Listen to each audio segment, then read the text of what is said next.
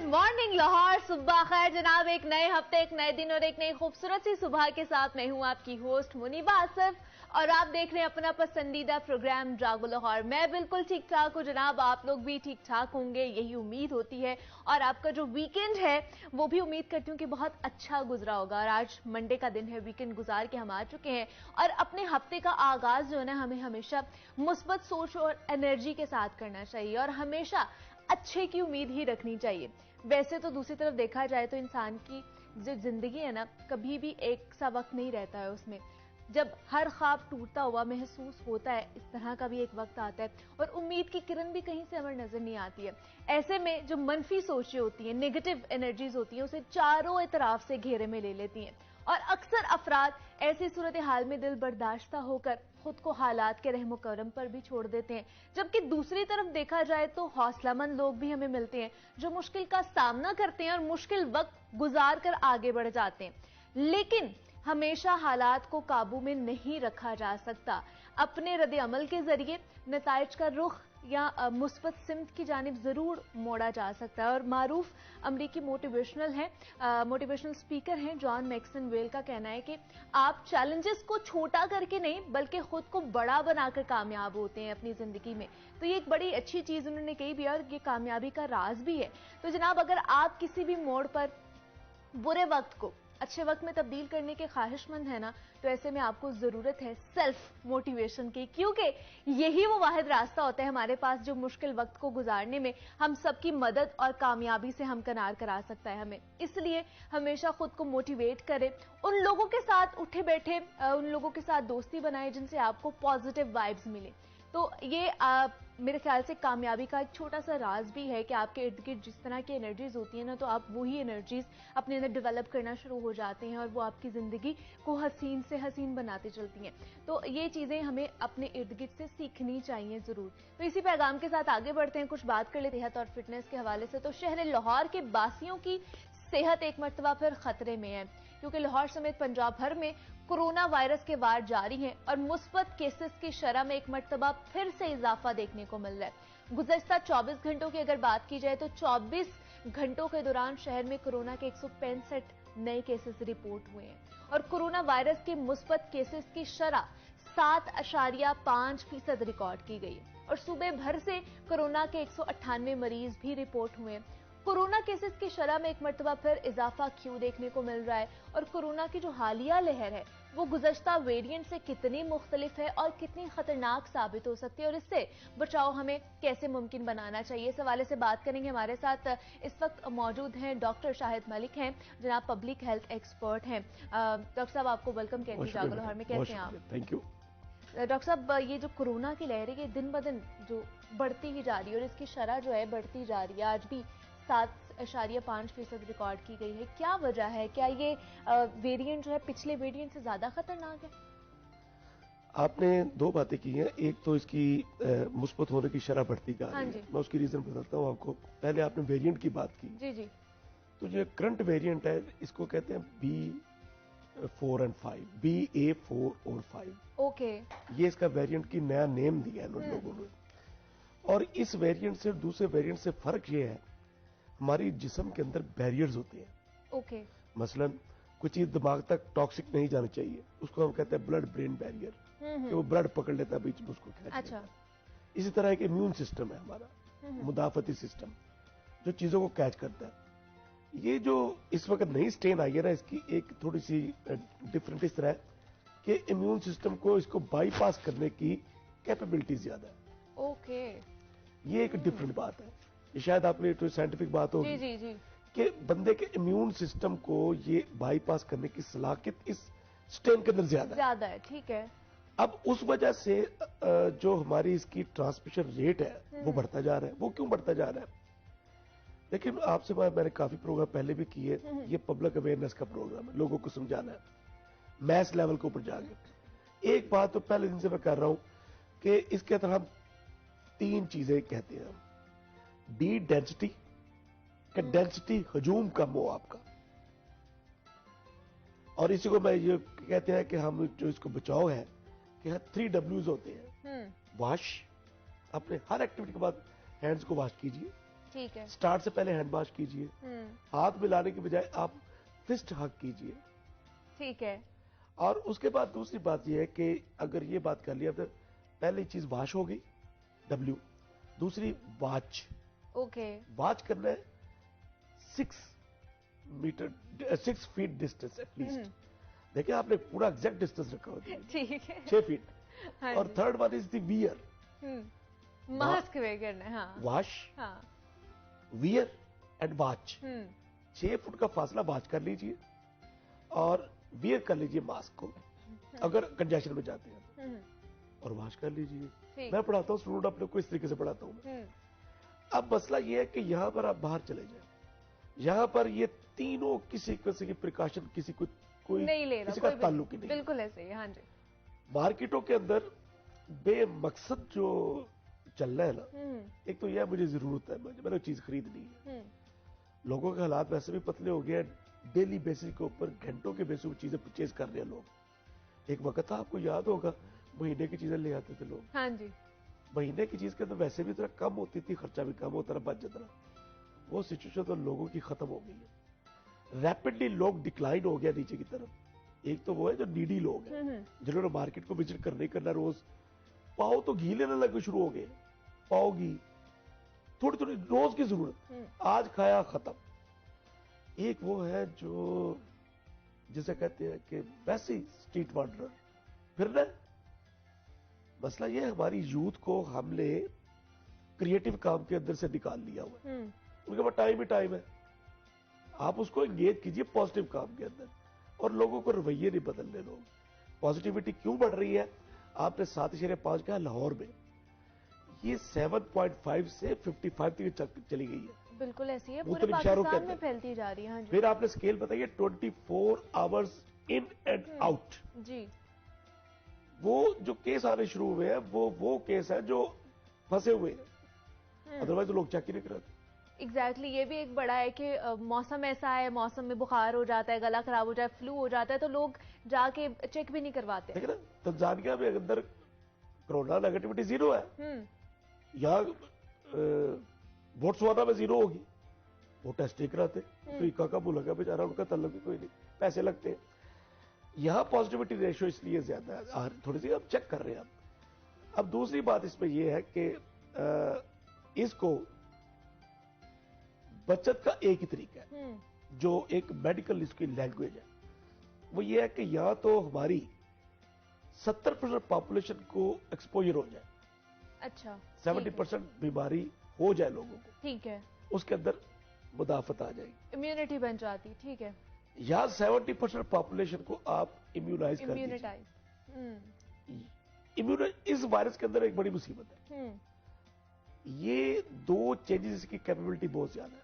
बरूपिया he drift and shift. इस जगह से दूसरी जगह पे जाने के ऊपर टाइम ज्यादा कम लेता है और एकदम शक्ल बदल लेता है। यहां पर उसका एजेस और किस्म के हैं, उधर एजेस और किस्म के हैं। इस वजह से इसकी वैक्सीन मुकम्मल कवरेज नहीं करती। ठीक है। और इसी वजह से हम पहले 2 वैक्सीन लगी, फिर हम अब कह रहे हैं बूस्टर डोज भी लगवाएं। और इस वक्त मैंने लगवाई है परसों। अच्छा। बूस्टर 1, अभी बूस्टर 2 भी लगवाऊंगा। अच्छा। देखिए हम तो ऑलरेडी बूस्टर 1 भी लगवा चुके हैं। नहीं, अभी शायद आपको दोबारा से लगवानी पड़ेगी। आप तो मुझसे उम्र में बहुत छोटे हो। हाँ। मैं तो सीनियर हूँ आपसे बहुत ज्यादा, तो मुझे तो अपनी प्रोटेक्शन के लिए एक बूस्टर, अभी बूस्टर एक और भी लगेगी। अपनी प्रोटेक्शन के साथ साथ दूसरों की भी तो प्रोटेक्शन यही है ना कि मैं अपने लिए भी टॉक्सिक हो सकता हूँ, मैं आपके लिए भी टॉक्सिक हो सकता हूँ। लोगों को ये एहसास नहीं है। देख लीजिए बात जाके आप। मसला ये है कि हमें रवैये बदलने, वो नहीं बदलने के लिए तैयार। हमने बड़ा फंक्शन नहीं छोड़ना। हाँ जी, शादियों का सीजन भी है। अभी माशाल्लाह तैयार हुई है, आपने भी शायद जगह पे फंक्शन करके। नहीं, मैं सिर्फ इसके हद तक तैयार हुई हुई हूँ। बात ये है कि वो यहां पर हर बंदे को एजुकेशन की जरूरत है। मैं अपने घर में नहीं समझा सकता कि यार फंक्शन नहीं करना ये। आप मेल एजुकेशन तो शायद, फीमेल को एजुकेशन नहीं कर सकते आप। ये फंक्शन छोड़ दो, इसके तो बड़े फंक्शन। लेकिन किस तरह काबू पाया जा सकता है डॉक्टर साहब, फिर ये बताएं हमें। वही 3-4 जो SOPs है, उन्हीं पे हम लोगों ने ख्याल रखना है, लेकिन उसी का तो ख्याल नहीं रख रहे, जिसकी वजह से ये बढ़ता जा रहा है। और इसकी जो स्प्रेड रेशो है ये बहुत ज्यादा है। क्या इसकी जो कह लें कि स्वेरिटी है वो भी उतनी ज्यादा ही है? नहीं, जिस तरह इस स्टेट की 2 चीजें आपने बताई। एक है विरुलेंस, पेनिट्रेशन कैपेसिटी, एक है फर्टेलिटी। ठीक है। फर्टेलिटी ये है कि मारने की कैपेसिटी इसकी, वो अच्छा। इस स्ट्रेन की कम है थोड़ी सी। ओके। वो उसकी रीजन ये है कि शायद लोग थोड़ा सा इसको अब संभाल, ये आम किसी का फ्लू बनता जाएगा आस्ता आस्ता। पैंडेमिक इस तरह चलती है, इसके साथ रहना पड़ेगा हमेशा, इसके साथ रहना पड़ेगा। ये 15-20 साल तो चलती है ये फ्लू है एक किस्म का, जब थोड़ा सा डेंजरस हो गया पहले। इसमें फंसना किस बंदे ने है वो बता दो। जी जी। मोटा बंदा फंसेगा। अच्छा। ओबेसिटी जी जी। इज अ प्री डिटर्मिनेंट है इसका, मोटा बंदा फंसेगा इसके अंदर ज्यादा। डायबिटिक फंसेगा, हाइपरटेंसिव फंसेगा, ठीक है, या जिसको कुछ क्रोनिक डिजीज है, पुरानी बीमारी है। इसमें क्या कह रहा हूं कि कॉम्प्रोमाइज्ड बंदा, उसके फंसने के, कमजोर बंदे को गोली लगेगी ना, तगड़ा बंदा थोड़ा हट में जाके निकल सकता है। ऑलरेडी जिनकी इम्यूनिटी बहुत ज्यादा लो होगी वो ज्यादा ऐसे लोग, चांसेस हैं, ये लोग भी ना केयर नहीं करते। और हर बंदे देखो प्रिवेंशन के 3 लेवल कि सबसे पहले आपने इम्यूनाइजेशन भी करनी है, खुद को भी बचाना है, दूसरे को भी बचाना है। सोसाइटी चलेगी इस तरह, अदरवाइज तो ये चलता रहेगा थोड़ा थोड़ा थोड़ा थोड़ा। बीमारी की 3 पोजीशन होती है। एक है एंडेमिक। एंडेमिक होती है कि बीमारी आम रूटीन में पड़ी होती है इधर इधर सोसाइटी के अंदर, ठीक है, उसको हम कंसिडर इतना नहीं करते, मसला नहीं मानते, एंडेमिक पोजीशन है उसकी। दूसरा है एपिडेमिक। एपिडेमिक वबा, 10% पॉपुलेशन अगर इन्वॉल्व हो जाए। तीसरा है पैंडेमिक, जब बीमारी ज्योग्राफिकल बाउंड्रीज तोड़ देती है। किसी एक मुल्क की बीमारी नहीं, अब ये किसी मुल्क की बीमारी नहीं है, it is a disease of 194 countries. हर कोई सफर कर रहा है इसकी वजह से। और अगर ये सबकी बीमारी है तो ये सबका इशू भी है, तो ये सबकी रिस्पॉन्सिबिलिटी भी है। मैं क्या कहना चाहता हूं कि ये सिर्फ मेडिकल इशू नहीं है, सही, ये सोशल इशू है, ये बिहेवियरल इशू है। हर चीज को करेक्शन की जरूरत है। मेडिकल ट्रीटमेंट इसका लास्ट कंपोनेंट तो है। इसका वो क्या मतलब है, अगर हम लोग इसके एसओपीज का ज्यादातर इख्तियार नहीं कर रहे हैं तो क्या अब हम लोग बूस्टर शॉट्स पे चले जाएं? और बूस्टर शॉट्स को कब लगवाना चाहिए हमें? कोरोना पर काबू पाने के लिए हम सबको अपनी जो जिम्मेदारी है उसे निभाना पड़ेगा। Doctor Shahid Malik, public health expert, हमारे साथ मौजूद है। डॉक्टर साहब, बहुत शुक्रिया आपके वक्त का कि आप यहाँ पर आए। कोरोना के हवाले से जनाब हम बात करते हैं। आप एक छोटी सी ब्रेक लेते हैं, आपने कहीं नहीं जाना, मिलते हैं इस ब्रेक के बाद।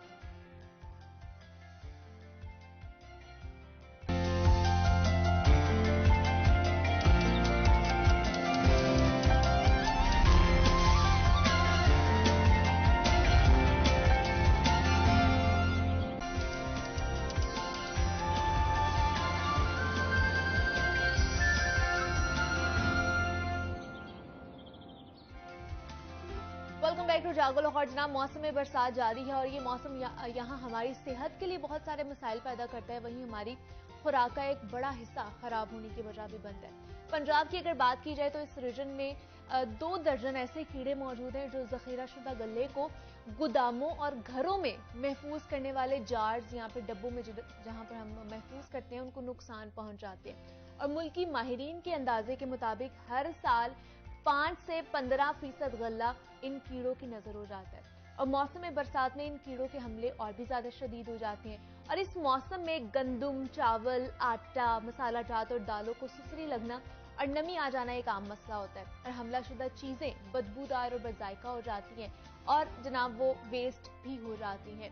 सुसरी गंदम को नुकसान पहुंचाने वाला एक कीड़ा है जो नमी वाली जगहों में हमला ज्यादा करता है और ये दानों को अंदर से खोखला कर जाता है या खा जाता है और मुकम्मल तौर पर जो दाने होते हैं वो खोखले हो जाते हैं। तो शदीद हमले की वजह से ग़िज़ाई अजनास से बदबू आने लग जाती है और तमाम गल्ला इंसानी खुराक के इस्तेमाल के काबिल नहीं रहता है। तो इस मौसम में अगर खाने पीने वाली अशिया को अच्छे अंदाज में प्रिजर्व ना किया जाए तो उसमें कीड़ा लगने के चांसेस भी बढ़ जाते हैं। तो मौसम बरसात में हमने खाने पीने की अशिया को, या आटा, चीनी, चावल, दालें जो हम महफूज करते हैं, किस तरह महफूज बनाया जा सकता है, कौन कौन सी चीज़ों का या कौन कौन सी बातों का हमें ख्याल रखना चाहिए, इस पर आज हम बात करेंगे। किचन एक्सपर्ट अस्मा साजिद हमारे साथ मौजूद हैं, उनसे जान लेंगे। अस्मा, आपको वेलकम कहती हूँ जागो लाहौर में, कैसी हैं आप? मैं ठीक हूँ, आप कैसी हैं? मैं भी बिल्कुल ठीक ठाक। अस्मा, ये आजकल का जो मौसम है ये बड़ा डेंजरस है। एक तो वैसे ही हमारी सेहत के लिहाज से बड़ा डेंजरस होता है कि समझ नहीं आ रही होती क्या है, एक गर्मी सर्दी का एक फील आ रही होती है, और दूसरा हमारी खुराक भी खराब होने का खदशा इसमें ज़्यादा बढ़ जाता है। क्या वजह है कि मौसमी बरसात में खासतौर पर हमारी खुराक जो खराब होना शुरू हो जाती है? इसमें एक तो बहुत बड़ा फैक्टर जो है वो ह्यूमिडिटी है। अच्छा। जैसा कि आपको पता है कि हवा में नमी का तनासुब बढ़ जाता है। हाँ जी। उसमें जो बैक्टीरिया है वो बहुत जल्दी ग्रो करता है। वो बैक्टीरिया के लिए वो टेम्परेचर बड़ा आइडियल तस्वुर किया जाता है। ये एक तो बेसिक वजह है इसकी। और दूसरा, बारिशों की वजह से, मुसलसल बारिशों की वजह से ना बहुत से लार्वा और बहुत से दूसरे कीड़े, उनका ब्रीडिंग सीजन होता है ये, और वो इस मौसम में पैदा होते हैं और वो हमारी चीज़ों को ख़राब करने का बायस बनते हैं। ये दो मेन रीजंस हैं जिसकी वजह से हमारी खाने पीने की चीज़ें जल्दी स्पॉइल हो जाती हैं। कुछ चीज़ें तो मैंने बताई हैं कि जैसे आटा, चीनी, दालें और चावल हमारे ख़राब हो जाते हैं, इनकी वजह से नमी आ जाती है उनमें। किस तरह उन्हें ठीक किया जा सकता है? एक तो ये है कि ये वाला सीज़न शुरू होने से पहले, जो रेनी सीज़न है, बरसात का मौसम है, ये शुरू होने से पहले अगर हम इनको, जब तेज़ धूप हो, टेम्परेचर 35-40 तक हो, हम उस वक्त इनको एक दफ़ा जो है ना वो सन एक्सपोजर दे दें। अच्छा। उससे ये होगा कि इन चीज़ों में जो नमी मौजूद है वो ड्राई हो जाएगी। एक तो ये तरीका है कि हम उनको एक दफ़ा ड्राई करके फिर उनको एयर टाइट करके सेव कर लें। अब जैसे घरों में ज़्यादा क्वांटिटी में यूजली जैसे गंदम या चावल वगैरह स्टोर किए जाते हैं, तो उसके लिए हम उनको, चावलों को तो खैर हम धूप में नहीं रख सकते, लेकिन उनको जब वो छिलके के अंदर हों उस वक्त उनको हम अच्छी तरह ड्राई करके फिर उनको छिलका अलग करें। अच्छा। और उनको स्टोर करते वक्त उनमें आपने, जैसे एक बड़ा कोई कंटेनर है, उसमें रखते हुए आपने नीचे एक लेयर चावलों की डालें, उसके ऊपर लौंग, क्लोव जो होते हैं, अच्छा, उनकी एक लेयर डाल दें, फिर उसके बाद फिर उसके ऊपर चावलों की एक लेयर डालें और उसके ऊपर क्लोव डाल दें। इस तरह। अच्छा, वो जो लोव है वो कितनी होनी चाहिए या पूरी लेयर उसकी बिछानी है? क्लोव जो हैं, जैसे एक लेयर के ऊपर अगर आपने स्प्रेड करने हैं, स्प्रिंकल करने हैं, तो वो कोई आपके पास 15 से 20 उसके पीसेस होने चाहिए। ठीक जी है। वो आप उसमें डाल दें। इसको डाल के आप बहुत लंबे अरसे तक प्रिजर्व कर सकते हैं, जस्ट लाइक 2-3 ईयर्स तक भी वो आपके प्रिजर्व रह सकते हैं और वो ठीक रहेंगे। वो ठीक रहेंगे। एक तो उस चावलों के लिए हम ये कर सकते हैं। दूसरा, चावलों में हम नमक और हल्दी इक्वल क्वांटिटी में मिक्स करके, वो अगर मिक्स करके रख दें, नमक इट्स सेल्फ प्रिजर्वेटिव है।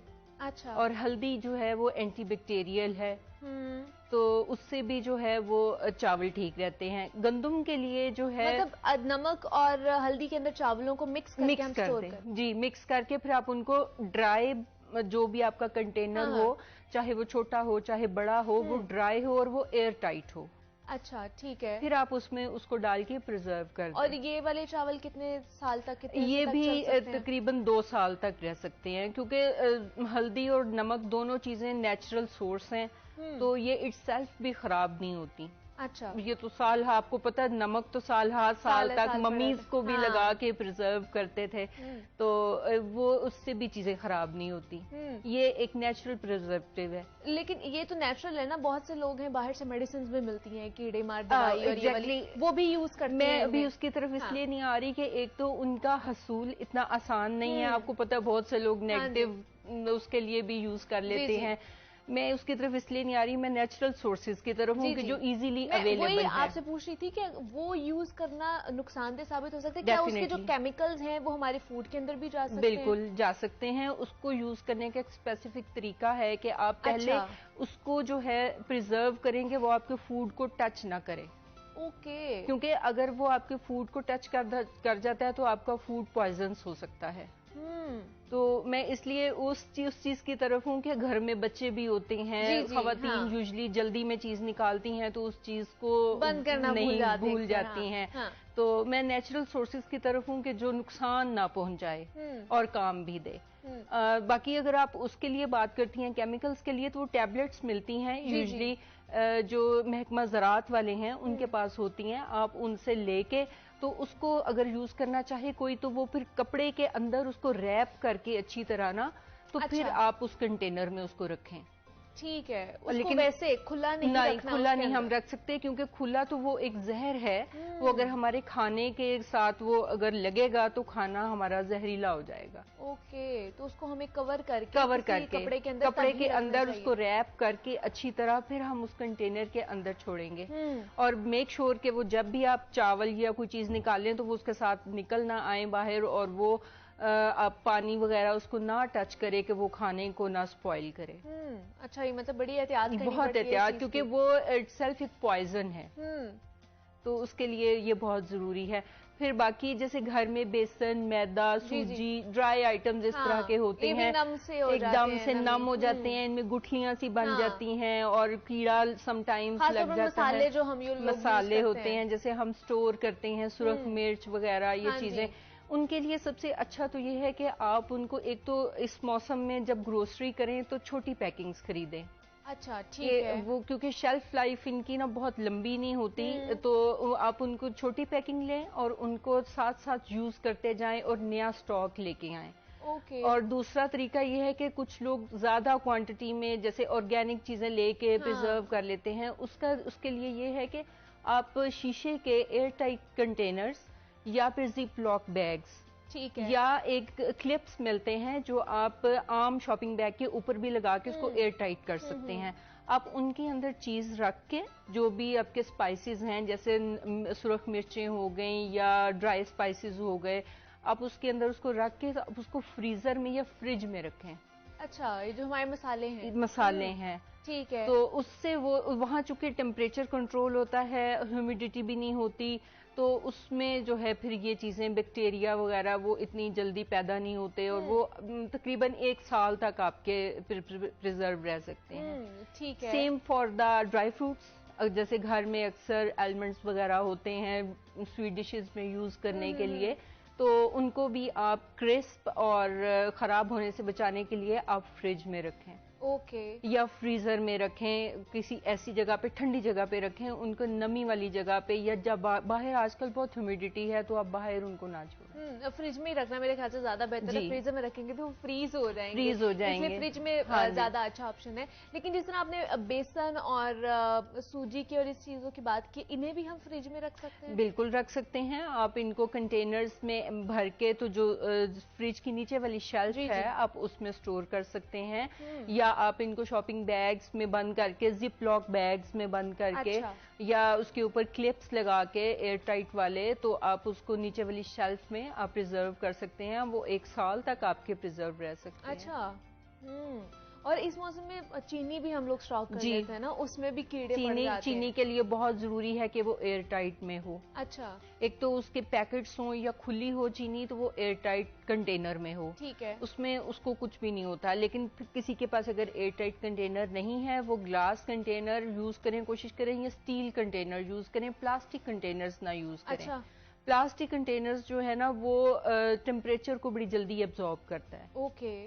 तो और उसमें जो आप उसको जैसे चूंटियां आ जाती हैं चीनी में, तो आप उससे बचाने के लिए आप उसमें क्लोव्स डालें, या बे लीव्स जो तेज पात होता है वो थोड़ा सा डाल के रख दें, तो उससे भी जो है वो आपका चीनी जो है वो महफूज रह सकती है। सेम लाइक ब्राउन शुगर के लिए, ब्राउन शुगर बड़ी जल्दी सॉगी हो जाती है। हाँ जी, ब्राउन शुगर के लिए भी आप उसको एक तो शीशे के कंटेनर में सेव करें, या फिर जो शक्कर भी हम यूज हाँ जी, उसको आप या एक तो शीशे के कंटेनर में सेव करें, और दूसरा उसके अंदर आप तेजपात, या एक होती है स्पुंदिया, उसको सूंड भी कहते हैं, अच्छा, या हींग, उसका एक पीस रख दें, तो उस पे चूंटियां भी नहीं आती, और उस पे जो है वो उसके लम्स भी नहीं बनते ह्यूमिडिटी से।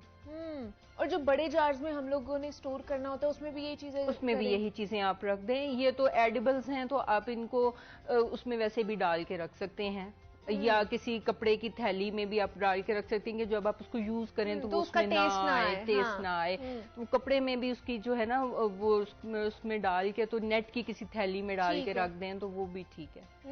तो ये चीजें हैं। और आटे की, आटा बहुत जरूरी है। पहले ही वो हमें मिलता नहीं है, बड़ी शॉर्टेज है मार्केट से, तो अगर घर में आ जाता है तो वो नम हो जाता है। हाँ जी, नम हो जाता है, और उसमें कीड़े बाज़ात आ जाते हैं। उसके लिए एक तो बहुत ज़रूरी है कि आप कम क्वांटिटी में, ये जो वेदर है ना इसमें एक तो कम क्वांटिटी में लेके आए, और अगर आप ज़्यादा क्वांटिटी में ले आए हैं ना, सेम लाइक आप उसको फ्रीज़र में रखें, कुछ थोड़ा निकाल लें और बाकी जो है आप उसको फ्रीज़र में प्रिजर्व करें। अगर नहीं कर सकते फिर आप उसको एयर टाइट कंटेनर में रखें। ये हम गुंदे हुए आटे की बात नहीं कर रहे, हम पाउडर वाले आटे की बात जी, हम पाउडर फॉर्म की बात करें। आप उसको उसमें रखें, एयर टाइट कंटेनर में रखें और उसमें बे लीव्स डाल दें। ओके, ठीक है। बे लीव्स से जो है वो उसमें नहीं आती फफूंदी। हाँ जी, अगर किसी ने गंदम स्टोर करनी है उसके लिए बड़ा ज़रूरी है कि आप उसको स्टोर करने से पहले उसमें नीम के पत्ते वो ड्राई करके तो वो गंदम के अंदर मिक्स करके, तो वो कंटेनर्स जो बड़े घर में यूजुअली ड्रम्स वगैरह होते हैं वो उसके अंदर प्रिजर्व कर दें। वो 1 साल तक गंदम आपकी बिल्कुल ठीक रहेगी। दालों में भी तो सुसरी जी, दालों में भी आप उसमें नीम के पत्ते डाल सकते हैं। नीम के पत्ते डालें और उनको एयर टाइट कंटेनर्स में रखें जिसमें नमी ना जाए। ठीक है, ये नमी का बड़ा मसला है, नमी का बड़ा मसला है, खराब कर देती है। हाँ जी, क्योंकि इस मौसम में बहुत ह्यूमिडिटी होती है, बारिशें हो रही होती हैं, फिर सनलाइट आ जाती है, सूरज निकल आता है, वो मिक्सचर सा एक ह्यूमिडिटी का बन जाता है, वो बहुत जल्दी चीजों को स्पॉइल करता है। ये तो वो चीजें हैं जिनको हम स्टोर कर सकते हैं, लेकिन जो हमारी पकी हुई चीजें भी होती हैं इसमें वो भी खराब हो जाती हैं। बिल्कुल बिल्कुल। उनको किस तरह ठीक कर सकते हैं या उनको महफूज हाँ जी, एक तो वही बात कि आप कम क्वांटिटी तैयार करेंगे जो आपकी उसी दिन कंज्यूम हो जाए। और अगर आपने फर्ज करें अगर दोपहर में खाना बनाया है और आप शाम तक उसको चाहते हैं या नेक्स्ट डे तक कि वो रहे आपके पास, आप उसको फ्रिज में रखें। ठीक है। अगर कहीं कोई ऐसी सिचुएशन है कि फ्रिज वगैरह अवेलेबल नहीं है, लोड शेडिंग है, एग्जैक्टली, फिर आप उसको किसी एयरी प्लेस पे रखें, किसी विंडो वगैरह के करीब रखें और उसके ऊपर नेट का कपड़ा बांध दें और बंद ना उसको बिल्कुल करें, और किसी चीज में, किसी पॉट में ना पानी डाल के फिर उसके अंदर उसको रखें ताकि उसका टेम्परेचर जो है वो रिड्यूस रहे। टेम्परेचर उसका ना इंक्रीज करे तो वो चीज फिर खराब नहीं होती।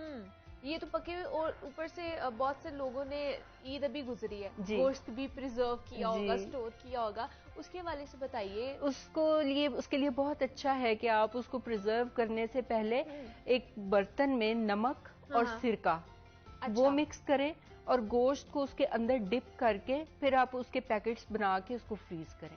अच्छा, नमक और सिरका। हाँ जी, ठीक है, क्योंकि नमक भी प्रिजर्वेटिव है और सिरका भी, और सिरका एंटीबैक्टीरियल है। अच्छा, आप उसको उसके अंदर डिप करें और फिर आप उसको पैकेट्स बना के तो आप फ्रीज कर सकते हैं, उससे आपका गोश्त खराब नहीं होगा। तो वो उसके अंदर टेस्ट वगैरह तो नहीं, कुछ भी नहीं होगा, कुछ नहीं होगा, बल्कि गोश्त का जायका ज्यादा अच्छा हो जाता है, गोश्त खस्ता हो जाता है उससे। यूजुअली हम लोग जो मैरिनेशंस वगैरह करते हैं उसमें हम सिरका या लेमन जूस या कुछ ये इसीलिए हम यूज करते हैं, तो गोश्त की स्मेल चली जाती है और दूसरा गोश्त खस्ता हो जाता है उससे। मतलब गोश्त को प्रिजर्व करने का ये तरीका है। गोश्त को प्रिजर्व करने का ये तरीका, आप इस तरीके से फिश भी प्रिजर्व कर सकते हैं, आप beef, mutton, chicken, anything you like to preserve, आप उसको इस तरह से प्रिजर्व। लेकिन ये जो कुर्बानी का अभी गोश्त हम लोग यूज कर रहे होते हैं, तो इसको कितनी देर तक यूज किया जा सकता है? अगर प्रिजर्व कर भी रहे हैं हम लोग तो कितनी देर यूज करें? Maximum 4 to 6 weeks. ओके, इससे ज्यादा नहीं करना चाहिए। वो फिर हेल्थ के लिए अच्छा नहीं होता। वो आपका जो है ना, फिर उसमें ऐसी चीजें बैक्टीरियाज बनने शुरू हो जाते हैं कि जो आपकी हेल्थ के लिए अच्छे नहीं।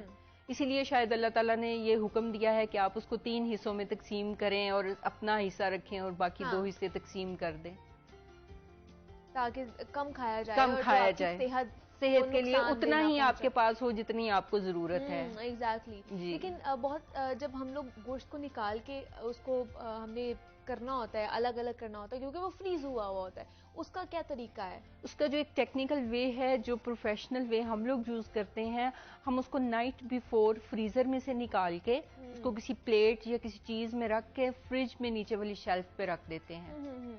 जो हम कुछ लोग ये करते हैं ना कि उसको निकाला सुबह और दोपहर को या शाम को पकाना है तो बाहर शेल्फ पे छोड़ दिया, वो बहुत हार्मफुल है। उसमें बैक्टीरिया बहुत जल्दी ग्रो करता है और वो आपके लिए फिर फूड पॉइजनिंग का सोर्स बनता है। तो उसके लिए वो आप एक दिन पहले अपना प्लान करें कि आपने क्या पकाना है और उसको एक रात पहले निकाल के आप फ्रिज में नीचे वाली शेल्फ पे उसको जो है वो रख दें, वो नेक्स्ट डे आपके पकाने तक वो बिल्कुल खुल जाता है, बिल्कुल अलग हो जाता है। हाँ, अगर आपको अचानक ज़रूरत पड़ी है कि आपको अचानक चाहिए कि आपने जल्दी को गेस्ट आ गए हैं या क्या है, उसके लिए फिर ये है कि आप उसको डायरेक्ट निकालें, उसको थोड़ा सा पानी डाल के चूल्हे पे रखें, स्टीम दें उसको। ठीक है, शेल्फ पे नहीं छोड़ना किसी भी कीमत। ये जो हम 4-4, 5-5 घंटे उसको छोड़ देते हैं कि ये खुद ही जो है अलग अलग हो जाएगा, इसको नहीं करना चाहिए। आसमा किचन एक्सपर्ट हमारे साथ मौजूद है, बहुत शुक्रिया मैडम आपका कि आप यहाँ पर आई और इतनी अच्छी गुफ्तगू रही है हमारी इनके साथ। और जनाब यहाँ पे एक छोटी सी ब्रेक लेंगे, आपने कहीं नहीं जाना, मिलते हैं इस ब्रेक के बाद।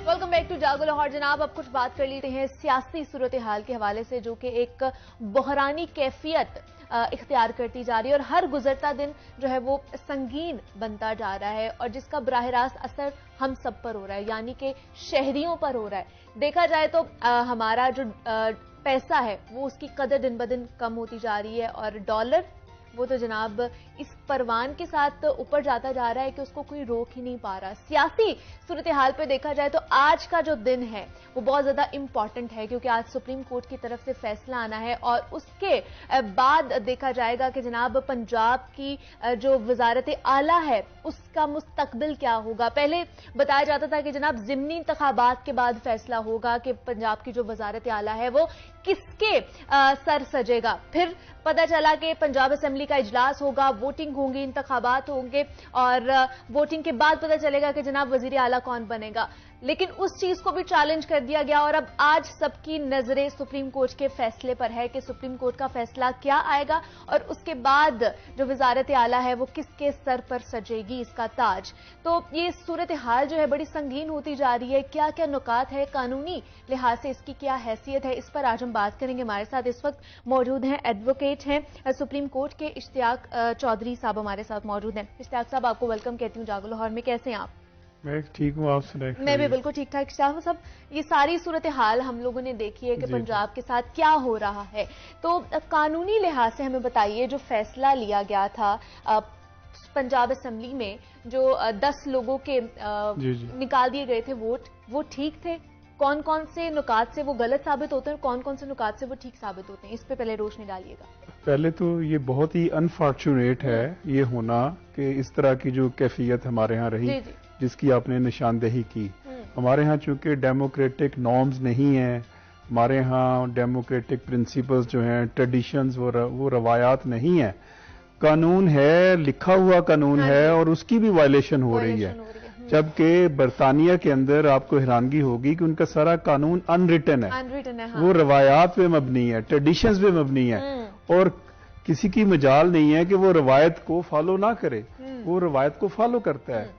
तो ये अलमिया है बिन हासिल कौम हमारे यहाँ कि हम कानून को, कॉन्स्टिट्यूशन को उस तरह फॉलो नहीं करते जिस तरह करना चाहिए। अब आ जाते हैं आपका जो लीगल क्वेश्चन है। देखिए, लॉ बड़ा क्लियर है। जो आर्टिकल 63A है वो यही कहता है कि जो पार्लियामेंट्री पार्टी है उसका अख्तियार है वोट डालने की हद तक जो है वो वहां पे डायरेक्शन पार्लियामेंट्री पार्टी की है, वहां पे पार्टी हेड का लफ्ज इस्तेमाल नहीं। पार्लियामेंट्री हेड जो है उसको इख्तियार है, उसको इख्तियार है। मतलब ये कॉन्स्टिट्यूशन मेरे पास है, आपने 63A पर पढ़े। तो दो असल में पोर्शन है इसके। एक है वो पोर्शन जो कि वोट से डील करता है, पार्लियामेंट्री पार्टी से मुतल्लिक है, जो पार्लियामेंट के अंदर है। ठीक है। अब वो पार्लियामेंट्री पार्टी ने फैसला कर दिया परवेज लाई के हक में जी, 10 जो वोटों का 10 वोट डाल दिए उन्हें। ठीक है। अब अगर तो पार्लियामेंट्री पार्टी इन्फॉर्म करती पार्टी हेड को कि जी ये जो वोट है गलत डाला है, तो फिर पार्टी हेड का अख्तियार बनता है उसके ऊपर डीफेस करना या आगे रेफरेंस भेजना या कोई चिट्ठी लिखना। वोट डालने की हद तक पार्टी हेड का कोई रोल नहीं है। वोट डालने की हद तक जो है वो पार्लियामेंट्री पार्टी का रोल है। अब वो पार्लियामेंट्री पार्टी ने फैसला किया कि वो परवेज परवेज लाई लाई के को हक ठीक में है। जाएंगे। वो हाँ जी। डेफिनेट है, वो खुद इलेक्शन लड़ रहे हाँ। हैं। देखें कि कितनी बड़ी बदकिस्मती है कि एक बंदा खुद कैंडिडेट है और कैन इट बी इमेजिन कि वो अपने आप ही को वोट नहीं वो डालेगा। डाल नहीं पा रहा। मतलब मजाक एक हाँ। इंतहाई, मतलब क्या हम बने हुए हैं हमारे पार्लियामेंटेरियन, और उसको वो कर दिया। लिहाजा ये इस हद तक तो मामला जो है वो वाजे है कि वो ऐसे नहीं किया जाना चाहिए था। जिस बुनियाद के ऊपर किया, वो जो प्रीवियस जजमेंट थी वो भी ये नहीं कहती। प्रीवियस जजमेंट जो पैरा 3 है वो भी दोनों चीजों के बारे में कहती है कि पार्लियामेंट्री पार्टी की डायरेक्शन पे वोट और फिर पार्टी हेड का काम। लेकिन जो इत्तेहादी हैं, जो नून लीग जी, की जी। हैं, वो तो या डिप्टी स्पीकर तो कहते हैं हम लोगों ने सुप्रीम कोर्ट के फैसले के मुताबिक ये चीज की है कि वो सुप्रीम खत में कोर्ट के लिखा हुआ है। फैसले में ये नहीं लिखा। मैं आपको बताता अच्छा। हूं, अगर फर्ज करें कि जहां पे पार्लियामेंट्री पार्टी का लफ्ज जी। इस्तेमाल हुआ जी। हुआ है उसके अंदर हाँ जी।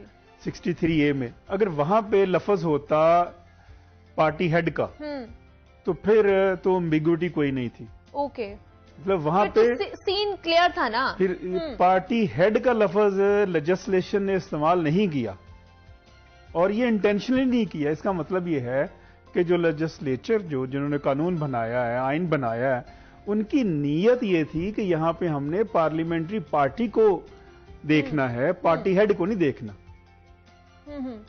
पार्लियामेंट्री पार्टी फिर पार्टी हेड को कहे अगर कि जी ये वोट दुरुस्त नहीं है तो आप फलां बंदे ने हमारी नहीं मानी, आप अब उसके खिलाफ रेफरेंस करें, फिर उसको सैंक्शन करें, तो वो तो एक अथॉरिटी है कि जिसकी इजाजत फिर पार्लियामेंट्री पार्टी लेगी। लेकिन वो लोग इस चीज में भी कंफ्यूज है ना कि जो पीटीआई एक लेकर आई थी उसमें क्या था, वो उसमें पार्लियामेंट्री हेड ने की थे या इमरान खान लेकर आए? देखें वहां पे क्या हुआ, वहां पे जो थे वो पार्लियामेंट्री पार्टी के खिलाफ गए थे वोट जी।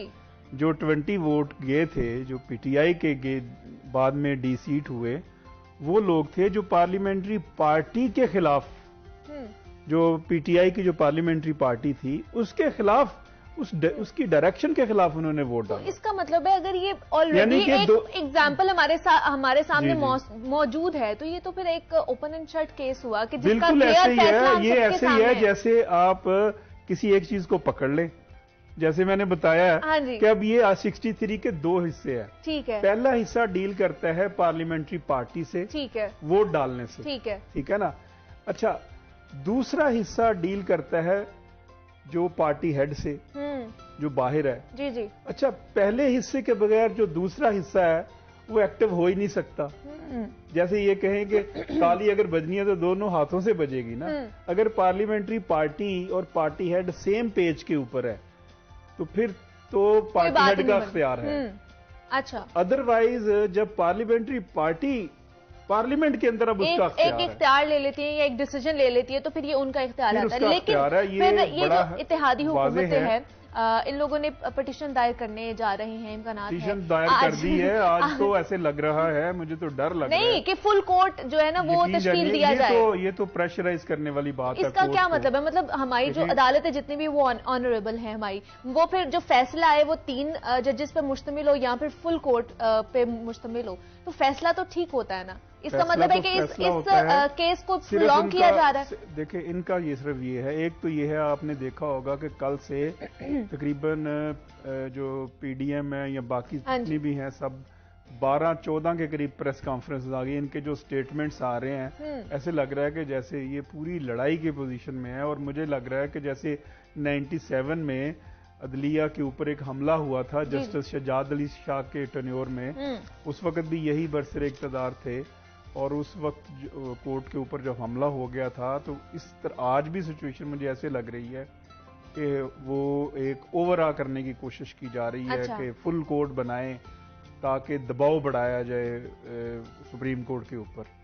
तो हमारे यहाँ असल में मसला फिर ये है कि हम कानून को, अगर हम लॉ अबाइडिंग सिटीजन हों, हमारे पॉलिटिशियन जो है वो किसी एकेडमी से नहीं आते, किसी नर्सरी से नहीं आते, हमारे यहाँ पे कोई ऐसा सिस्टम नहीं है जिससे वो बताइएगा ये ऑप्शन मौजूद है, फुल कोर्ट बन सकता है सुप्रीम कोर्ट में अगर दायर कर दी जाए पिटीशन तो? चीफ जस्टिस का इख्तियार है। अच्छा, पिटीशन भी दायर करने की जरूरत नहीं है। ओके, सिर्फ अगर वहां पे सबमिशन की जाए तो चीफ जस्टिस, क्योंकि जो कॉन्स्टिट्यूशन ऑफ बेंचेस है वो सारा इख्तियार जो है वो चीफ जस्टिस का है।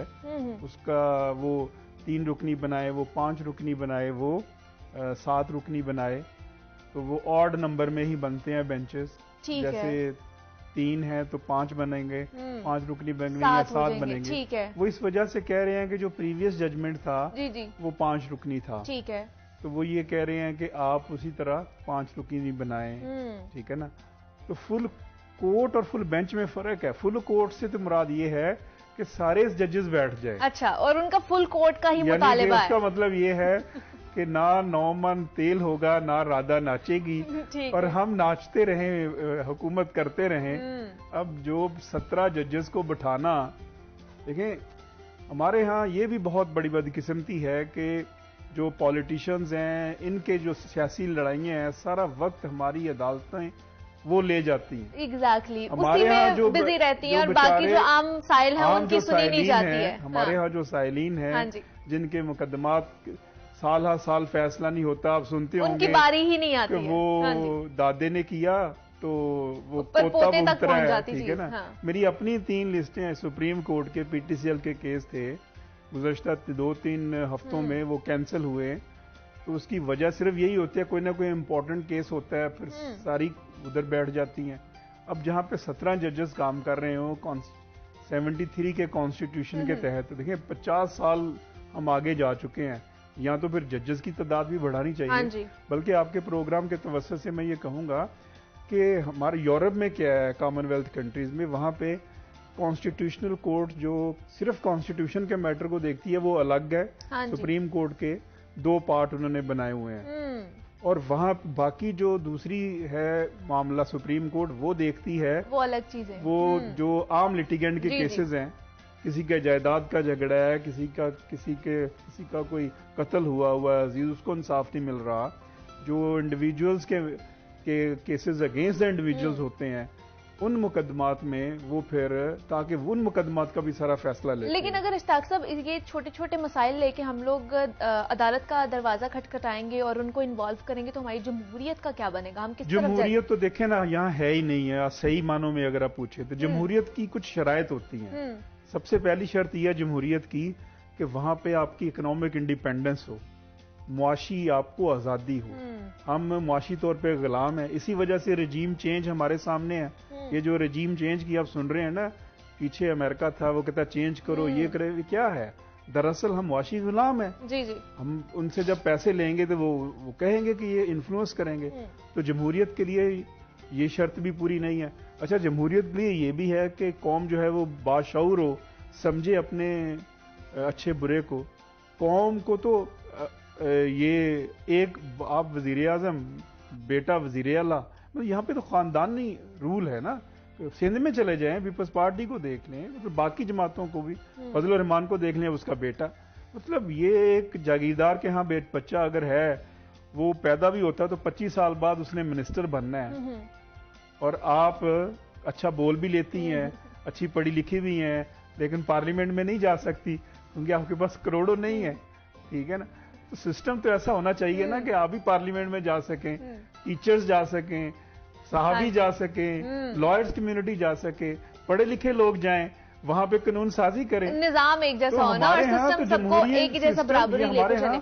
Power politics. लेकिन इश्ताक से मुझे बताइए, आज का अगर फैसला आ जाता है और डिप्टी स्पीकर का जो फैसला है उसको गलत करार दे दी जाता है, तो उसके बाद क्या प्रोसीडिंग हो सकती है? उसके बाद क्या किसके खिलाफ कार्रवाई की जा सकती है? डेफिनेट है, फिर तो अगर वो फैसला खिलाफ आता है तो Parvez Elahi will be the chief minister of Punjab, और चीफ मिनिस्टर जो है वो ओथ लेगा। और डिप्टी स्पीकर के खिलाफ भी हो सकती है कि नहीं कार्रवाई? हाँ जी। नहीं, कार्रवाई तो नहीं होगी उस सच। इसमें आप ये नहीं कह सकते कि पीनल कॉन्सिक्वेंसेज आ जाएं डिप्टी, क्योंकि जब कासिम सूरी ने फैसला सुनाया था तो उन्होंने कहा था इन्होंने आइन शिकनी की है और इनके खिलाफ भी कार्रवाई होनी चाहिए। नहीं, वो अलग है, उस पर तो मैं नहीं समझता। अच्छा, कि उनका थोड़ा सा ये था कि उन्होंने, सुप्रीम कोर्ट ने ये होल्ड किया हुआ था कि आप इलेक्शन करवाएं विद इन जो नो कॉन्फिडेंस मोशन है उसको आपने करवाना है, और विद इन टाइम नहीं करवाया वो एक और था।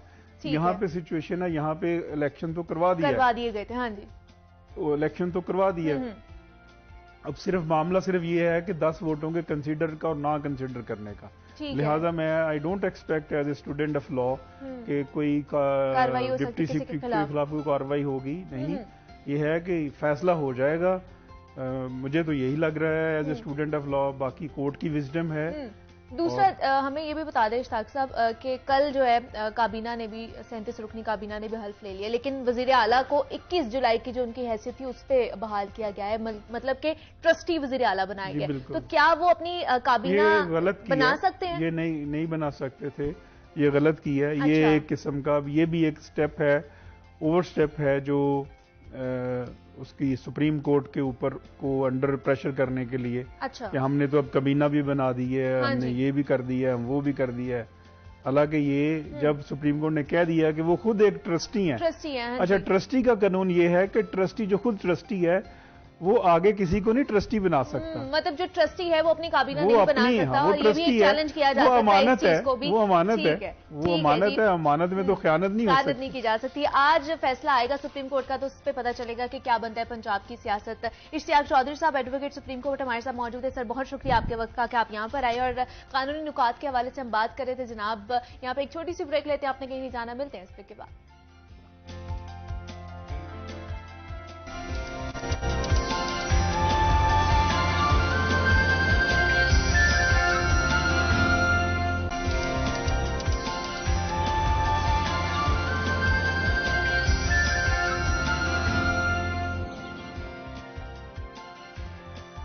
वेलकम बैक टू जागो लाहौर। जनाब, अब कुछ बात कर ली जाए सैरो सयाहत के हवाले से। और जनाब, पाकिस्तान इतना खूबसूरत है कि हर कोई चाहता है कि वो पाकिस्तान का चप्पा चप्पा देखे और पाकिस्तान को बाहर जाके भी रिप्रेजेंट किया जाए, और पाकिस्तान की जो खूबसूरती है उसका नज़ारा लिया जाए। बहुत से लोगों के पास अपॉर्चुनिटी आती है और वो जाके ट्रैकिंग भी करते हैं, ट्रैवलिंग करते हैं और पाकिस्तान का चप्पा चप्पा देखते हैं। लेकिन ख़ासतौर पर अगर देखी जाए तो ख़ातीन के हवाले से थोड़ी सी जो फैसिलिटेशन है उसकी कमी है, क्योंकि उन्हें फैसिलिटेट नहीं किया जाता, या घर वाले उनको इजाज़त नहीं देते कि जनाब आप बाहर जाएं या आप फिर ट्रैवलिंग कर सकती हैं अकेले जाके, या आप किसी टूर गाइड के साथ जाएं।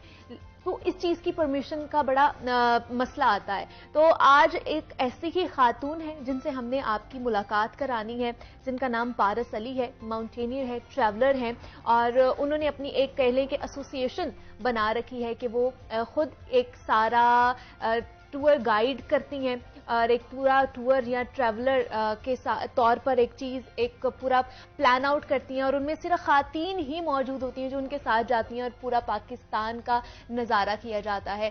तो उनको वेलकम कहते हैं और उनसे जानते हैं कि जो उनकी जर्नी है ये कैसी रही है और कौन कौन सा जो नज़ारा है पाकिस्तान का वो कर चुकी हैं, और कितनी खातीन उनके साथ इस चीज़ में शिरकत करती हैं। पारस, आपको वेलकम कहती हूँ जागो लाहौर में। कैसी हैं आप?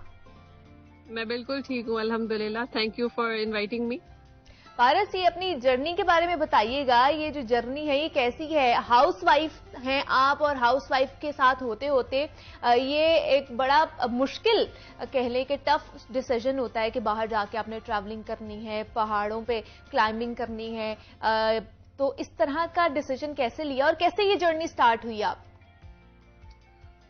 बस जब बच्चे थोड़े से मेरे बड़े हो गए, 4 बच्चे माशाल्लाह से मेरे, तो वो जब थोड़े से बड़े हुए तो मुझे बस घर में मजा नहीं आता था, दिल करता था कुछ ऐसा करूं, कुछ डिफरेंट सा हो और थ्रिलिंग सा हो। तो मैं फैमिली के साथ ट्रैवल करती रहती हूँ। हमारा पारस से बात करने की कोशिश करते हैं, और जिस तरह बात करते हैं कि जनाब खातीन के हवाले से खासतौर पर पारस जो है ये एक प्लान आउट करती हैं, पूरा एक टूर होता है जो प्लान आउट किया जाता है पारस की तरफ से, और उसमें कोई भी मर्द मौजूद नहीं होता है। तो पारस से दोबारा से राब्ता बहाल हो चुका है, उनसे जाते हैं। जी पारस, आप बता रही थी हमें अपनी जर्नी के बारे में। जी, तो मेरे हस्बैंड ने बहुत सपोर्ट किया और उन्होंने मुझे कहा कि आप ऐसे लेडीज का प्लान करें, क्योंकि आप अकेले करती हैं। तो मुझे बहुत लेडीज के मैसेजेस आते थे कि हमें भी आप अपने साथ लेके जाएं। तो मैंने फिर इस तरीके से प्लान किया, मेरे हस्बैंड ने मुझे सपोर्ट किया, बट हम लोग जाते अकेले हैं और सिर्फ लेडीज जाते हैं और मैं सिर्फ फीमेल्स को लेके जाती हूँ। और ये ट्रैकिंग एक्सपीडिशंस होती हैं और इसमें जो है हम लोग वहाँ के लोकल्स को हायर करते हैं, पोर्टर्स होते हैं, गाइड्स होते हैं, लेकिन हम लोग कैंपिंग करते हैं। अच्छा। हम लोग 3 to 4 days वहाँ पे कैंप्स में रहते हैं और ये बड़ा एक थ्रिलिंग सा है, लेकिन हमें वहाँ पर बहुत सेफ फील होता है। मतलब मुझे ये आज तक फील नहीं हुआ कि कोई वहाँ पर हमें डिफिकल्टीज हो लेडीज को या कोई ऐसी कुछ मुश्किलात हो।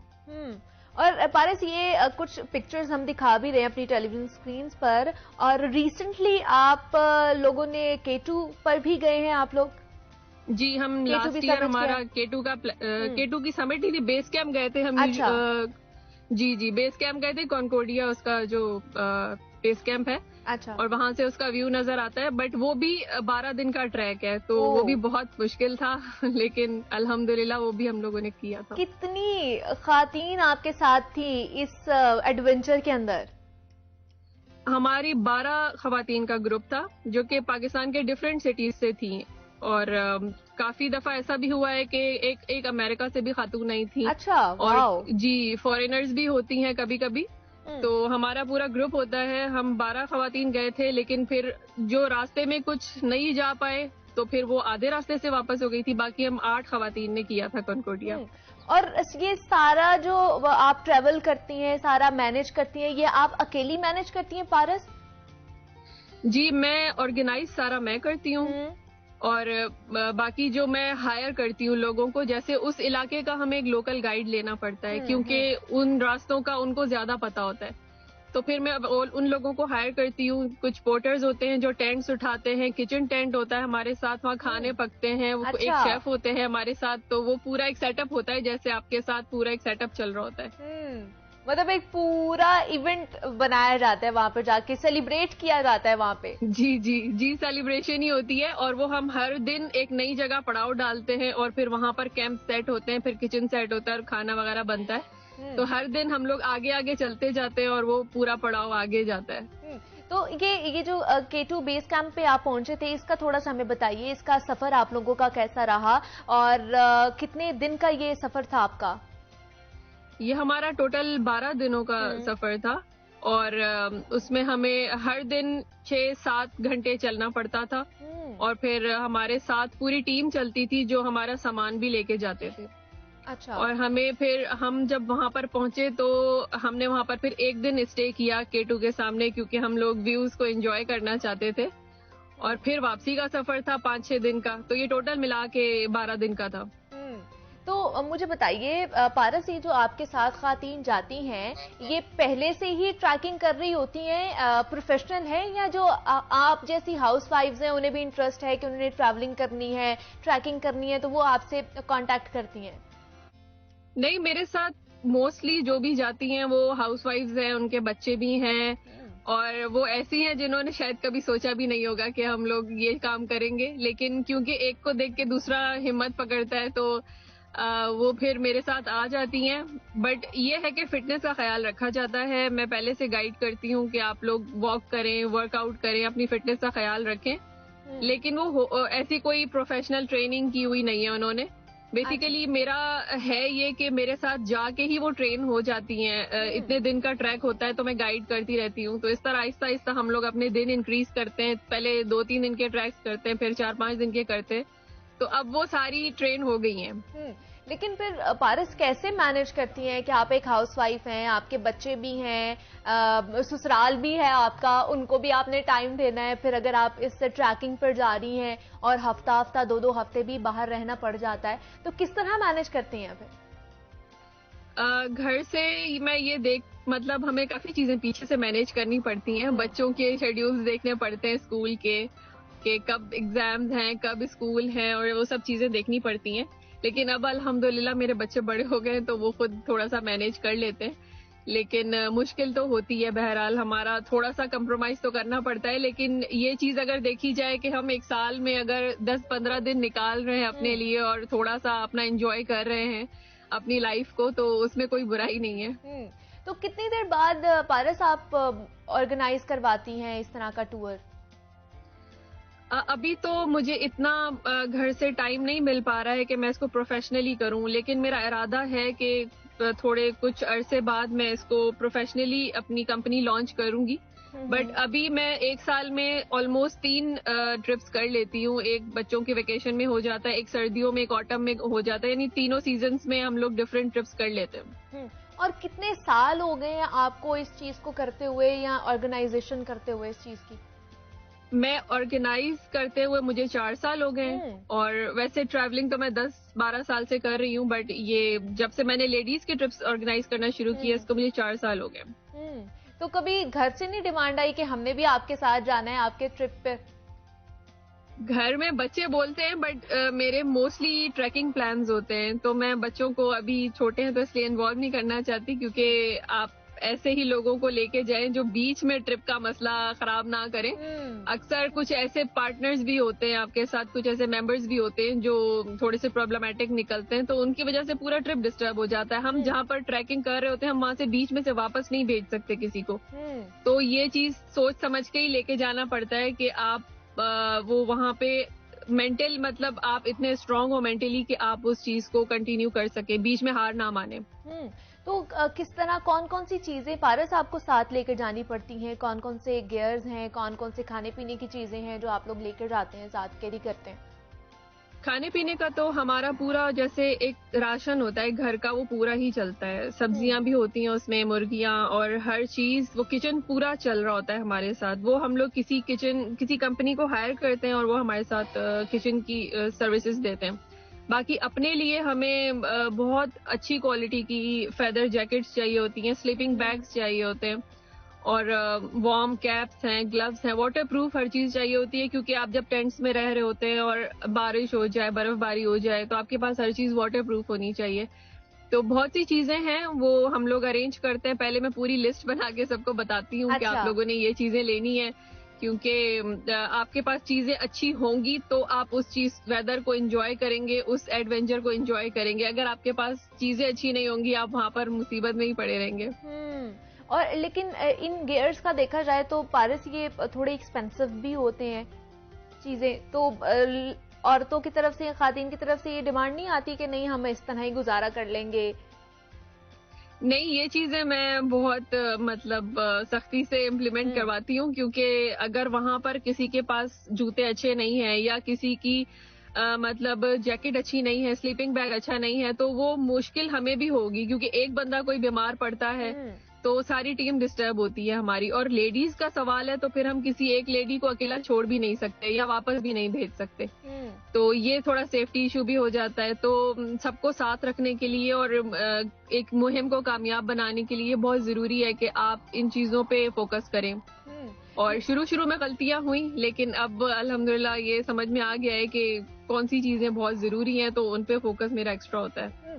लेकिन पारस, मसला यहाँ पे आता है कि खातून को घर से निकलते वक्त इजाजत का बड़ा मसला होता है कि किसके साथ जा रहे हो, कोई साथ मर्द होना चाहिए या नहीं भी होना चाहिए, तो ये इस तरह की प्रॉब्लम्स भी फेस करनी पड़ती हैं?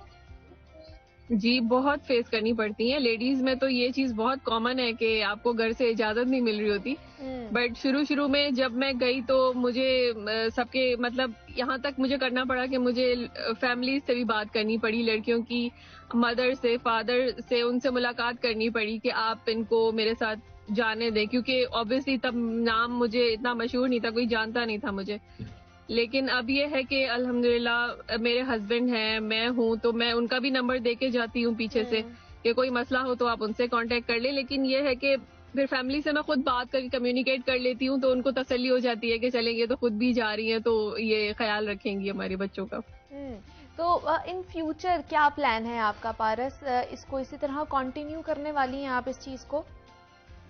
जी, मेरा यही इरादा है कि मैं इसको कंटिन्यू करूं, क्योंकि ये चीज बहुत कम है अभी तक। मतलब ट्रैक्स जो है वो बहुत कम लोग करवा रहे हैं, कंपनीज ये रिस्क नहीं लेती क्योंकि थोड़ा मुश्किल काम है। आप ट्रैक में थकते भी हैं, बीमार भी हो जाते हैं, और कभी कुछ इस तरह भी हो जाता है कि कुछ लोग कहते हैं हमें वापस जाना है, बस हमें मजा नहीं आ रहा, चला नहीं जा रहा, तो थोड़ा मुश्किल काम है। तो इसलिए बहुत कम लोग करवा रहे हैं, और इसीलिए मुझे लगता है कि ये काम थोड़ा डिफरेंट है। और अब इतने जो भी टूरिस्ट प्लेसेस हैं वो इतनी क्राउडेड हो गई हैं कि अब हमें वहाँ मजा ही नहीं आता। और ये जो हम ट्रैक्स करते हैं ये बहुत ही अनएक्सप्लोर्ड जगहें होती हैं जो आज तक किसी ने भी नहीं देखी। तो उसका एक अपना मजा होता है। एग्जैक्टली बड़ा मुश्किल काम है, लेकिन बड़े ही शानदार तरीके से पारस आप इसको सर अंजाम दे रही हैं। बहुत अच्छा लगा आपसे बात करके and best of luck for your future. और इसी तरह आप अपना काम करती जाएं और जो पाकिस्तान की खातीन हैं उनको पाकिस्तान घुमाती जाएं। तो जनाब पारस अली हमारे साथ मौजूद थी। Paras, thank you so much for your time. और पाकिस्तान की एक बेटी थी और पाकिस्तान का फख्र है जो पाकिस्तान की बेटियों के हवाले से काम कर रही हैं। जनाब अब आगे बढ़ते हैं और कुछ बात कर लेते हैं किताबों के हवाले से। तो अहमद हमाद साहब हमारे साथ इस सेगमेंट में मौजूद होते हैं, तो उन्हीं की तरफ चलते हैं और उनसे जानते हैं कि आज वो हमें कौन सी किताब का तारुफ करवाने वाले हैं। जी अहमद साहब बताइएगा। शुक्रिया मुनीबा। आज ज़रा मुख्तलिफ टेस्ट की एक किताब है जो हमारे हाथ में है, टुर्दे टुर्दे, और ये शहजाद असलम राजा साहब ने लिखी है। और ये क्या चीज़ है? ये बाल सफ़रनामा है। बाल वो वाला, ये वाले बाल नहीं बल्कि छोटे बच्चे, पंजाबी की है। टुर्दे टुर्दे मतलब चलते चलते। तो सफ़रनामा है, जैसे कि मैंने अर्ज़ किया, ट्रैवलॉग है। इसको शाया भी पंजाबी बाल अदबी बोर्ड वालों ने, जो बच्चों के लिए अदब क्रिएट किया जाता है, वो सबसे पहली बात तो ये है कि पंजाबी में नसर लिखी ही कम जाती है। पंजाबी ने शाहकार शायरी पैदा की, यहाँ पे अजीम शान शुआरा पैदा हुए, मियाँ मोहम्मद बख्श, बुल्ले शाह, वारिस शाह, शाह हुसैन, और आज तक बेहतरीन पंजाबी शायरी लिखी जा रही है। इवन जो गज़ल जो ख़ास तौर पे अरबी से उर्दू में आई थी, आज पंजाबी भी बहुत शानदार गज़ल पंजाबी में लिखी जा रही है। लेकिन नसर के हवाले से अगर हम बात करें तो वो बहुत कम है पंजाबी में, और अगर लिखी भी गई है तो उसको उतनी मकबूलियत नहीं मिली जितनी पंजाबी के शरी अदब को मिली है। इसके बावजूद बहुत सारे लोग पंजाबी नसर लिखते चले जा रहे हैं। बड़े बड़े नाम हैं, जिसमें हम शफकत तनवीर मिर्ज़ा साहब का नाम लेते हैं, फिर राजा रिसालू साहब का नाम लेते हैं, और शरीफ कुंजाही साहब ने तो कमाल ही कर दिया। उन्होंने खुतबाते इकबाल हो, चाहे कोई और काम हो, कोई और बड़ी किताबें हों, उसको भी पंजाबी में ढाला। फिर आबिद साहब हैं, आबिद असीर, उन्होंने बाले जबरील का भी तर्जुमा किया और दीवाने गालिब का भी पंजाबी में तर्जुमा किया। और बड़े बड़े लोग हैं जिन्होंने जो फ़ारसी गज़लें हैं गालिब की, वो पंजाबी में, सूफ़ी तबस्सुम साहब ने मेरे शौक दा नहीं एतबार तेनू, आपने सुनी होगी गुलाम अली की आवाज़ में, शानदार गज़ल है। यस, एक्चुअली फ़ारसी गज़ल है गालिब की, उसको पंजाबी में ढाला। लेकिन नसर में बहुत कम काम हुआ है, और जो हुआ है वो उस पर लोगों की ज़्यादा तवज्जो नहीं जाती। ये मुश्किल काम है नसर लिखना। हम लोग फेमिलियर हैं उर्दू पढ़ने में, लेकिन चूँकि पंजाब में, इधर वाले पंजाब में, जो कि हमारा लहंदा पंजाब कहलाता है, इसमें उसी रस्मुल ख़त को इस्तेमाल किया जाता है पंजाबी लिखने के लिए जो उर्दू रस्मुल ख़त है, एक्चुअली अरबी रस्मुल ख़त है। तो इसलिए इसको फिर हम लफ्ज़ तो फेमिलियर लगते हैं, लेकिन पढ़ने में बड़ा औकड़ यानी मुश्किल पेश आती है। बहरहाल ये किताब बच्चे के एक पर्सपेक्टिव में लिखी गई है। एक बच्चा लाहौर से कराची का सफ़र करता है, और करता भी ट्रेन से है। ट्रेन का लिटरेचर बड़ा शानदार होता है, वो हर ज़ुबान में लिखा गया है। अंग्रेज़ ने रेलगाड़ी ईजाद की थी, वो बरसगीर में भी लेके आया, अपने यहाँ भी अदब क्रिएट किया, यहाँ भी लोगों ने फिर इसको, जब वो जंगलों से गुजरती है, मैदानों से, पहाड़ों से, सुरंगों से गुजरती है, तो एक अजीब सा तासुर बनता है, कैफियत गुजरती है शायर पे, अदीब पे, और वो लिखता चला जाता है। इन्होंने भी लाहौर से बैठे ये और कराची तक गए, और गाड़ी जहां जहां रुकती चली गई उस स्टेशन का तज़किरा करते चले गए। और सबसे ज़्यादा चैलेंजिंग काम जो था वो ये था कि बच्चे की नज़र से इस दुनिया को देखना, बच्चे की नज़र से लाहौर और कराची के दरमियान के सेशंस को देखना, और बच्चे ही के लिए जो अंडरस्टैंडेबल ज़ुबान है उसमें लिखना, और बहुत मुश्किल ज़ुबान इस्तेमाल ना करना। ज़ाहिर है जब आप दूसरी ज़ुबान में लिख रहे होते हैं तो नेचुरल सी बात है कि बड़े भारी भरकम अल्फाज लिखने को आपका दिल चाहता है, मुश्किल फ़िक्रात बुनने को आपका दिल चाहता है। लेकिन चैलेंज असल में यही था कि आसान, क्योंकि बाल के लिए, बच्चे के लिए लिखी गई है, लिहाजा इसको आसान तरीन ज़ुबान में लिखा जाए। ये सारा करने के बाद उन्होंने हासिल वसूल कहा कि मेरा सफ़र दा हासिल वसूल किए। वो कहते हैं कि इत्थे मैनू पीर मेहर अली शाह होरां दे पुत्र बाबू जी दी रेल गड्डी नाल मुहब्बत वाली गल याद होंदी पई है। एक बारी मुरीदा ने बाबू जी होरां कोलों रेल गड्डी नाल मुहब्बत की वजह पूछी तो उन्होंने जवाब दिता, मैं रेल गड्डी नाल मुहब्बत 5 गल्लां दी वजह तो करना।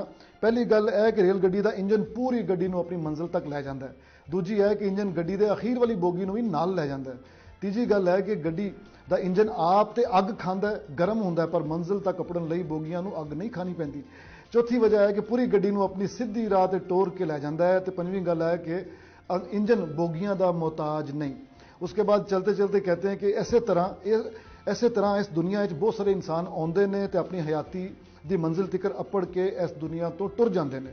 जिस तरह रेल गड्डी दीयां बोगियां ते दर्जे ने इसी तरह इंसान दे इस मुआशरे दवी दर्जे ने, कोई इकोनॉमी क्लास है, कोई अपर क्लास है, कोई लोअर क्लास है, लेकिन वो कहते हैं कि इंसान को जिंदगी जो है वो इंजन की तरह जीनी चाहिए। तो ये एक बहुत चैलेंजिंग काम था जिसको शहजाद साहब ने भरपूर तरीके से सर अंजाम दिया। शहजाद साहब बड़े फुल टाइम लिखारी हैं, उर्दू में बहुत अच्छे कॉलम्स लिखते हैं, उर्दू में कॉलमों की इनकी किताब आ चुकी है, बड़े मुतहर्रिक हैं लाहौर के अदबी हलकों में और सहाफ़ती हलकों में। तो मुझे ये हैरत हुई ये बात देख के, ये मतलब खुशगवार हैरत हुई जब ये किताब मेरे हाथ में आई।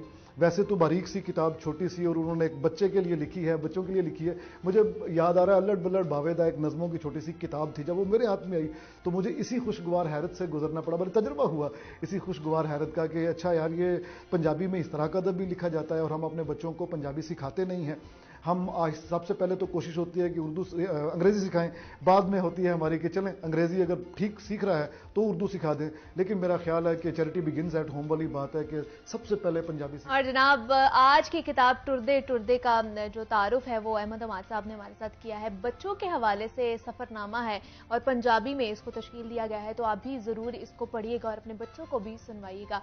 अब मुझे आपने इजाज़त देनी, अपना बहुत सारा ख्याल रखिएगा। कल आपसे दोबारा मुलाकात होगी।